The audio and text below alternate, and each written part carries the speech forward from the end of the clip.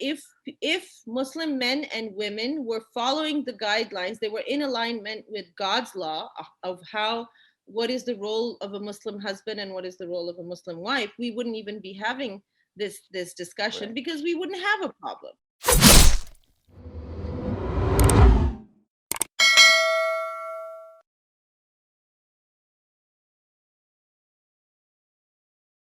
Muslim women have really beautiful models of what it means to be a feminist, to what it means to be an empowered woman. Maybe that's more accurate, to be an empowered woman. Yeah. Khadija, the Prophet's first wife. So from all that you've told me, I mean, this is a woman that owned multiple businesses, that was extremely wealthy, who supported her husband, who supported him in his mission and his vision, and became what, his first disciple. But she was a completely independent woman.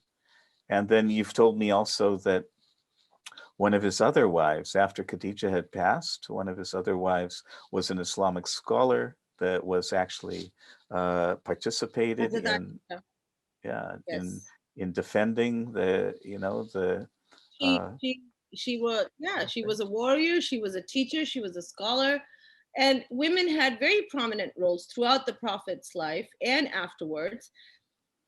And one of the questions here was, why is it important for women to be financially independent in order to be empowered?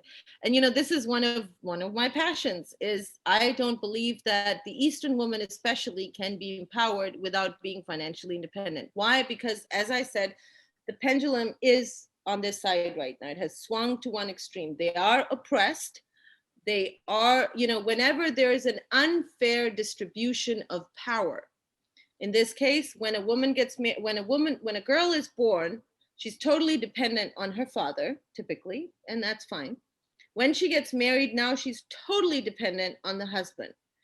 And the way that our culture has become now, unfortunately, even if she's getting horribly abused, she is told to make the marriage work because she has no independence. So she suffers and she suffers and she suffers, and the children see the abuse and they end up being either abused or they become abusive. So when there is such an unfair distribution of autonomy, then there will be an unfair use of power, abuse of power. Well, and Absolute power corrupts can I make a absolutely. comment? The Please. See, I think that's true in the context where husbands are not living aligned with natural law, not living aligned with divine will, Exactly. And and because and like I because also said, Chris, hmm? yeah.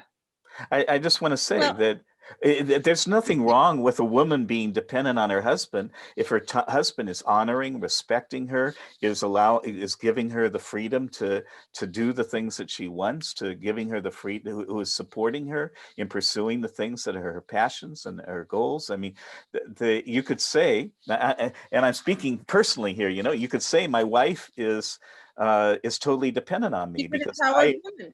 Yeah. I earn the income for our family, but she has no limits on what she can buy, on what she can do, on where she can go, on who she can see. There are no limits on her. She's a completely Yes, she's empowered a woman. homemaker and she's an empowered woman.